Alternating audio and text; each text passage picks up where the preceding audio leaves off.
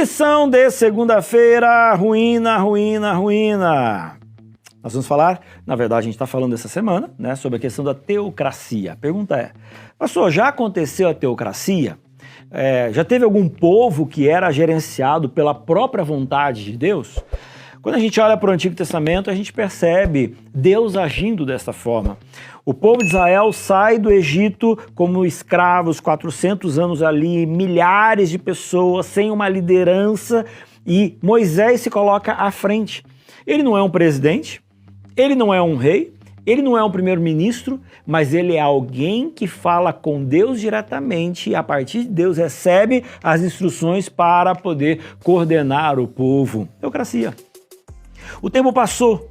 Aí no Antigo Testamento nós temos alguns que eram juízes. Quem que eram os juízes? O juiz ele não era um rei, não era um primeiro-ministro. Era alguém que era colocado pelo povo ou então por Deus para poder legislar questões religiosas e questões civis também. Mas eles não tinham o poder de um rei, de um primeiro-ministro, de um ditador. Não, eles eram os juízes. Teocracia.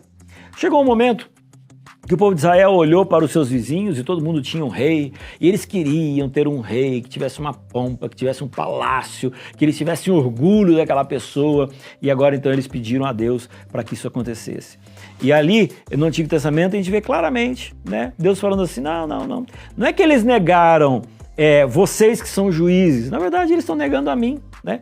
Vai ter um rei? Se eles querem, terá um rei. E aí então começou primeiro Saul, depois Davi e aí então por diante.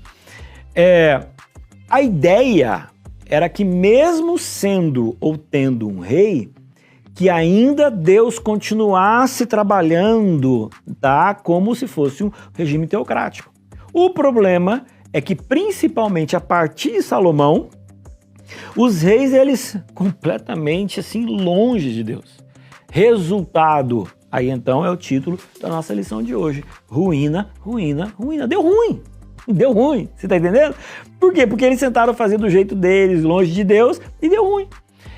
Resultado é que quando o cerco de Babilônia em especial chegou ali e pegou as pessoas e levou todo mundo cativo, os reis, os maiores, muitos deles eles foram mortos, perseguidos, destruídos.